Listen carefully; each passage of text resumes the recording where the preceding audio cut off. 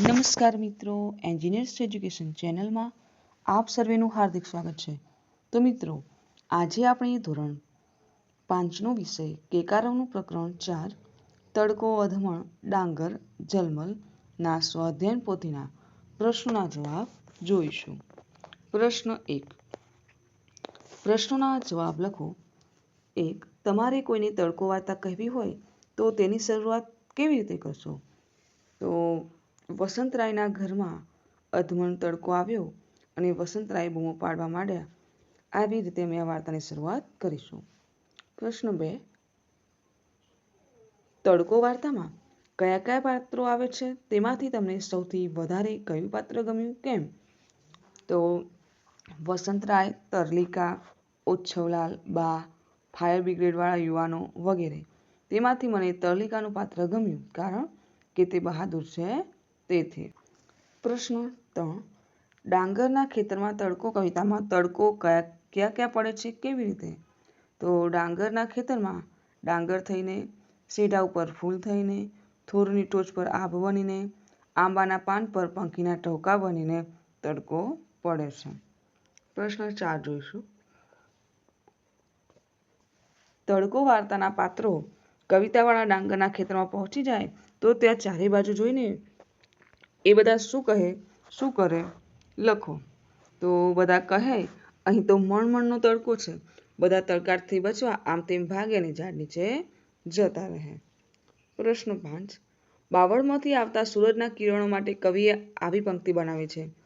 કાંટાળા બાવળમાંથી સૂરજના કિરણો, ઝીણ છીણ થઈ તિરાડ તૂટી ભોંય ઉપર ઠેલાય. તો વસંતરાય પડદો ઉતારે ત્યારે જે અધમણ તડકો એમના ઓરડામાં આવી પડે છે, એ માટે તમે કેવી પંક્તિ બનાવશો? પંક્તિ બનાવીને લખો. આપણે લખીશું કે બારીનો પડદો જરાક ઊંચો કરતા જ ઓરડામાં અધમણ તડકો પહોંચતો. પ્રશ્ન 2 જોઈશું. વાક્યોને વાર્તાના ક્રમમાં ગોઠવી છેલ્લું એક વાક્ય જાતે બનાવીને લખો. તો અહીંયા જુઓ, વાર્તાના વાક્યો આપેલા છે કે જમનાદાસ નામના એક વેપારી હતા. રેસ્ક્યુ ટીમના સભ્યો બચાવ કામગીરીના સાધનો લઈને જમનાદાસને ઘરે પહોંચ્યા. વરસાદ ચાલુ હોય ત્યારે તેઓ કદી ઘરની બહાર નીકળતા નહોતા. તેઓ પૂર આવવાની વાતોથી બહુ ડરતા હતા. તો તેમણે તાત્કાલિક રેસ્ક્યુ ટીમને ફોન કરીને કહ્યું કે તેમના ઘર પાસે પૂરની સ્થિતિ ઊભી થઈ ગઈ છે. એક દિવસ પવનને કારણે વરસાદની થોડી વાછટો તેમના ઘરમાં આવી ગઈ. તો આપણે વાર્તા બનાવીશું અને છેલ્લું વાક્ય જાતે લખીશું. તો જમનાદાસ નામના એક વેપારી હતા. વરસાદ ચાલુ હોય ત્યારે તેઓ કદી ઘરની બહાર નીકળતા નહોતા. તેઓ પૂર આવવાની વાતોથી બહુ ડરતા હતા. એક દિવસ પવનને કારણે વરસાદની થોડી વાછટો તેમના ઘરમાં આવી ગઈ. તો તેમણે તાત્કાલિક રેસ્ક્યુ ટીમને ફોન કરીને કહ્યું કે તેમના ઘર પાસે પૂરની સ્થિતિ ઊભી થઈ ગઈ છે. રેસ્ક્યુ ટીમના સભ્યો બચાવ કામગીરીના સાધનો લઈ અને જમનાદાસના ઘરે પહોંચ્યા. ઘરે આવીને જોયું તો માત્ર વરસાદની વાછટ જ હતી. રેસ્ક્યુ ટીમના સભ્યો ગુસ્સે થઈને ત્યાંથી નાસી ગયા. પ્રશ્ન 3 જોઈશું. શબ્દોનો અર્થ લખી વાક્ય બનાવો. તો એક અધમણ એટલે 10 કિલોગ્રામ જેટલું વજન. વાક્ય બનાવીશું કે મારા કાકા અધમણ તરબૂચ લાવ્યા. બીજો શબ્દ છે ગભરું. ગભરું એટલે બીકણ. વાક્ય બનાવીશું. સાહિલ અમારી શાળાનો સૌથી ગભરું છોકરો છે. 3. ફંગોળવું. ફંગોળવું એટલે ફેંકી દેવું, ફગાવવું. વાક્ય બનાવીશું. જીયાન પોતાનો શર્ટ હવામાં ફંગોળવા લાગ્યો. ચોથો શબ્દ છે શેઢો. શેઢો એટલે ખેતરનો છેડો, ખેતરની હદ. વાક્ય બનાવીશું. મેં ખેતરના શેઢા પર સીતાફળીના ઝાડ વાવ્યા છે. પાંચમો શબ્દ છે ક્યારો. ક્યારો એટલે છોડ ફરતે પાણી પાવા કરેલી પાળી. વાક્ય બનાવીએ. મારા ઘરે તુલસીનો ક્યારો છે. છઠ્ઠો શબ્દ છે ઝીણોછીણ એટલે સાવ તૂટેલું ફૂટેલું. વાક્ય બનાવીશું.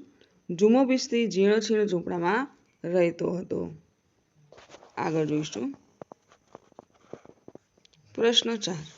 ઉદાહરણ મુજબ કૌંસમાં આપેલા શબ્દો વડે વાક્યો પૂર્ણ કરો. કૌંસમાંના શબ્દો છે પાડવું, આપવું, ધોવું, નાખવું, ધોવું, લેવું, જમવું, બેસવું, તોડવું, પાડવું, રમવું, લેવું, ખોલવું, આપવું, ભૂલું, પડવું, તોડવું, નાખવું, ઉડવું, જવું, ફેંકવું, દેવું, ખાવું, લેવું, પતવું અને જવું. તો અહીંયા જુઓ અહીંયા ઉદાહરણ છે કે ગઈકાલે મહેશે જોત જોતામાં 4 કેરી પાડવું અને આપવું પરથી શું કહ્યું છે કે પાડી આપી. તો એવી રીતે વાક્ય છે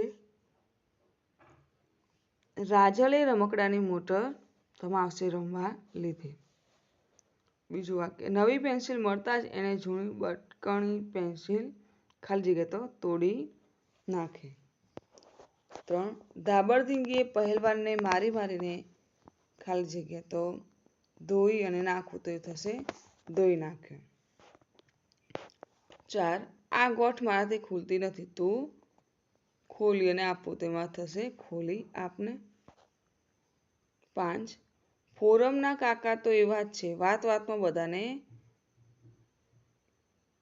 ખાલી જગ્યા તો તોડવું અને પાડવું તો તોડી પાડે છે. 6 આજે તો સવારના 4 વાગ્યામાં મારી ઊંઘ ઉડવું અને જવું તો ઉડી ગઈ. 7 ઓહો આજે તો તમે આ બાજુ ખાલી જગ્યા નહીં કાંઈ તો ભૂલવું અને પડવું તો ભૂલા પડ્યા ને કાંઈ. 8 લેસન કરતાં પહેલાં હું થોડી વાર રમવું અને લેવું તો રમી લઉં. વાક્ય નંબર 9 ઝડપથી ખાલી જગ્યા હમણાં રિસેસ ખાલી જગ્યા તો ઝડપથી આપો હમણાં રિસેસ ખુલશે. 10 પહેલા હાથ ખાલી જગ્યા પછી ખાલી જગ્યા તો ધોવું અને જમવું તો પહેલા હાથ ધોઈ લો પછી જમવા બેસો. પ્રશ્ન 5 જોઈશું.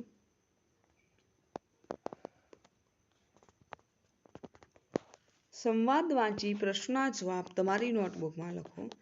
હવે સંવાદ વાંચીશું કે લોકડાઉન બાદ શાળાઓ ખુલ્યાના પહેલા દિવસે વૈષ્ણવી કહે છે કે સારું હતું કે લોકડાઉનમાં ઓનલાઈન ક્લાસ ચાલતા હતા એટલે ભણવાનું તો ચાલુ રહ્યું.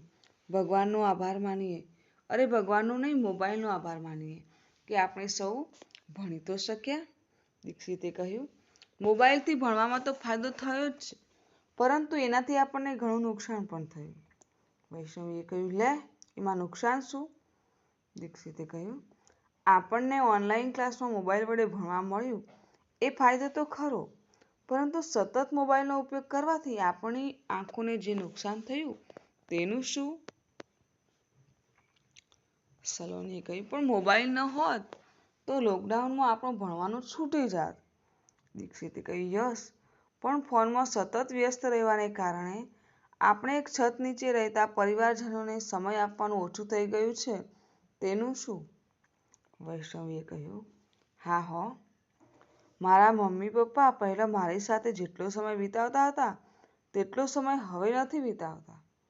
આશાએ કહ્યું એ ખરું, મોટે ભાગે તેઓ પોતાના મોબાઈલ સાથે જ વ્યસ્ત હોય છે. આ નુકસાન ખરું જ. તો બાળ દોસ્તો આ ફકરાને આધારે જે પ્રશ્નો છે જેને આપણે જવાબ મેળવીએ. તો પ્રથમ પ્રશ્ન છે કે ફકરામાં શાની ચર્ચા ચાલે છે? તો મોબાઈલના ફાયદા અને ગેરફાયદાની ચર્ચા આ ફકરામાં ચાલે છે. પ્રશ્ન 2 મોબાઈલ ફાયદાકારક છે એવું કોણ કોણ માની રહ્યું છે? તો મોબાઈલ ફાયદાકારક છે એવું સલોની અને વૈષ્ણવી માની રહ્યા છે. પ્રશ્ન 3 મોબાઈલ વધુ વાપરવાથી દીક્ષિતના પરિવારમાં શું નુકસાન થયું છે? તો મોબાઈલ વધુ વાપરવાથી દીક્ષિતના પરિવારજનો એકબીજાને સમય આપી શકતા નથી. પ્રશ્ન 4 કોણ સૌથી વધુ મોબાઈલ વાપરતું હશે? તો વૈષ્ણવીના મમ્મી પપ્પા. 5 તમને મહર્ષિ મળે તો તમે તેને શી સલાહ આપશો? તો મોબાઈલ ફાયદાકારક છે પણ તેનો ઉપયોગ વિચારીને કરવો જોઈએ એવી સલાહ જો મને મહર્ષિ મળશે તો હું એને આપીશ. પ્રશ્ન 6 તમને કોની વાત ગમી કેમ? તો મને વૈષ્ણવીની વાત સૌથી વધુ ગમી, કારણ કે વૈષ્ણવીની વાત સાચી છે, લોકડાઉનમાં અમે મોબાઈલના કારણે જ ભણી શક્યા હતા. પ્રશ્ન 7 તમારા પરિવારમાં સૌથી વધારે મોબાઈલ કોણ વાપરે છે? તો અમારા પરિવારમાં સૌથી વધુ મોબાઈલ મારા પપ્પા વાપરે છે. પ્રશ્ન 8. તમે મોબાઈલનો શો ઉપયોગ કરો છો? તો હું મોબાઈલમાં નવું શીખવા માટે, ગેમ રમવા માટે અને યુટ્યુબ વિડીયો જોવા માટે ઉપયોગ કરું છું. પ્રશ્ન 9. લોકડાઉન સમયે તમે મોબાઈલથી ભણ્યા હતા? કેવી રીતે? તો હા, લોકડાઉનના સમયે હું યુટ્યુબ એન્જિનિયર્સ એજ્યુકેશન ક્લાસીસની મદદથી ભણી હતી. પ્રશ્ન 10 જોઈશું. મોબાઈલનો ઉપયોગ કરવો જોઈએ કે નહીં? તો મોબાઈલનો ઉપયોગ જરૂરિયાત પૂરતો કરવો જોઈએ. પ્રશ્ન 6 જોઈશું. મોબાઈલનો ઉપયોગ કરવા બાબતે તમારા ઘરના સભ્યો શું માને છે? તેમને પૂછો અને પછી લખો. તો મમ્મી અને પપ્પાનું જે કહેવું હોય આપણે લખીશું. તો મમ્મી કહે છે કે મોબાઈલનો ઉપયોગ 30 મિનિટથી વધારે ન કરવો જોઈએ. પપ્પાનું કહેવું છે મોબાઈલનો ઉપયોગ શૈક્ષણિક વિડીયો જોવા કરી શકાય. દાદાનું કહેવું છે કે મોબાઈલનો ઉપયોગ વાત કરવા માટે કરવો જોઈએ. તો દાદીનું કહેવું છે કે મોબાઈલનો ઉપયોગ ધૂન કીર્તન સાંભળવા કરવો જોઈએ. કાકાનું કહેવું છે કે મોબાઈલનો ઉપયોગ ધંધાકીય કામકાજ માટે કરવો જોઈએ. તો કાકીનું કહેવું છે કે મોબાઈલનો ઉપયોગ નવી વસ્તુઓ બનાવવા કરવો જોઈએ. પ્રશ્ન 7 જોઈશું. ચાલો શોધખોળ કરીએ. 1. મુશ્કેલી. તો ટોયલેટ સાફ કરવામાં વધારે પાણી વપરાય છે, તો એનો ઉપાય શું કરશો? તો પાણીનો બગાડ અટકાવવો. હવે શું આઈડિયા વાપરીશું એ માટે? તો એક પાણીની પાઇપનો ટુકડો લઈએ, તેને વીજળીમાં વપરાતી એક પાઇપના ટુકડા સાથે જોડી દઈએ. ત્યારબાદ તેની સાથે આગળના ભાગમાં વાળેલી પાઇપ જોડીએ અને તે સોધા આગળ પાણી નીકળે તેવો ફુવારો જેવું બનાવી લઈએ. છેક આગળના ભાગે બ્રશ ફિટ કરી દઈએ અને આ રીતે આપણે ઓછા પાણીથી આપણું ટોયલેટ ધોઈ શકીશું. આગળ જોઈશું. ઉપયોગ પણ આપે છે કે એક પાણી ભરેલી ડોલમાં પાણીની પાઇપ નાખવી એટલે પાણી ફુવારામાં આવવાનું શરૂ થઈ જશે. એટલે ઓછા પાણીના વપરાશથી બ્રશ વડે સફાઈ કરી શકાય છે. તો આ સમસ્યા માટે તમે શું ઉકેલ આપશો? જૂથમાં વાત કરીને કહો. 1. ઘર બંધ કરીને બહાર જતી વખતે પંખા લાઇટ બંધ કરવાના રહી જાય છે. બીજું, ચોમાસામાં વરસાદનું પાણી ભરાવાથી રોડ તૂટી જાય છે. ત્રીજું, પાણીની ટાંકી છલકાઈ જાય છે અને પાણીનો બગાડ થાય છે. ચોથું, બોર્ડ લૂછતા ડસ્ટર ચોકવાળું થઈ જાય છે, પછી બોર્ડ બરાબર સાફ કરી શકાતું નથી. તો હવે તમે તમારી આસપાસમાં કોઈ વ્યક્તિને કામ કરવામાં પડતી મુશ્કેલીઓ વિશે વિચારો, જાણો અને નોંધ કરો. તેમાંથી કોઈ એક મુશ્કેલીનો ઉકેલ વિચારો, તેનું ચિત્ર બનાવો અને તેના વિશે લખો. તો તમે બાળ દોસ્તો જુઓ, ઘર બંધ કરીને બહાર જતી વખતે પંખા લાઇટ બંધ કરવા રહી જાય તો શું કરશો તમે? તેનો ઉપાય કે બહાર જે મીટર આપેલું હોય તે આપણે બંધ કરી શકીએ, બરાબર? અને ચોમાસામાં વરસાદનું પાણી ભરાવાથી રોડ તૂટી જાય છે, તો એ માટે આપણે શું કરીશું? તો વરસાદનું પાણી કોઈ ગટર કે ટાંકામાં જાય એવી વ્યવસ્થા કરવી પડે, બરાબર? ત્રીજું, પાણીની ટાંકી છલકાઈ જાય છે અને પાણીનો બગાડ થાય છે, તો શું કરીશું? તો જે પાણી નીચે પડતું હોય ટાંકી છલકાઈ જાય તો એ પાણી આપણે ડોલ કે બાલદીમાં ભરી દઈશું. ચોથું છે કે બોર્ડ લૂછતા ડસ્ટર ચોકવાળું થઈ જાય છે અને બોર્ડ બરાબર સાફ કરી શકાતું નથી, તો શું કરીશું? તો જે ડસ્ટર છે તેને થોડું થપથપાવીશું, બરાબર? એટલે અંદરનો બધો ચોક નીકળી જાય. તો હવે આપણે કોઈ એક મુશ્કેલી વિશે વિચારવાનું છે અને તેનો ઉપાય લખી અને આઈડિયા લખવાનો છે, બરાબર? તો મુશ્કેલી. તો કબાટમાં કપડાં અસ્તવ્યસ્ત થઈ જાય છે, તો ઉપાય શું કરીશું? કે કબાટ વ્યવસ્થિત ગોઠવેલો રાખીશું. આઈડિયા કેવી રીતે આઈડિયા કરીશું? તો ખાનાના માપ પ્રમાણે બોક્સ લઈશું, પછી બોક્સમાં યુ આકારની બારી બનાવવાની, તેને કાપી લો, પછી બોક્સને રંગીન કાગળથી સુશોભિત કરીને કબાટમાં યોગ્ય રીતે ગોઠવી દો.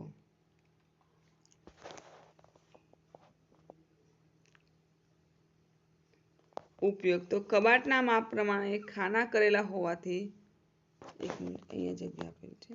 ઉપયોગ કબાટના માપ પ્રમાણે ખાના કરેલા હોવાથી બધા ખાનામાં બોક્સ ગોઠવીને દરેકના ઘરના દરેક સભ્ય માટે અલગ અલગ બોક્સમાં કપડાં ગોઠવી શકાય છે, જેથી કબાટ વ્યવસ્થિત ગોઠવાયેલું રહે છે અને કબાટ ગોઠવવાના સમયનો બચાવ થાય છે.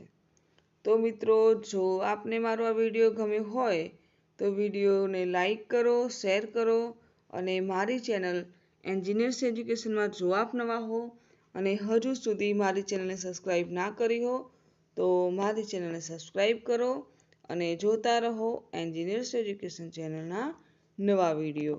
મારો વિડીયો સંપૂર્ણ જોવા બદલ આપ સર્વેનો આભાર.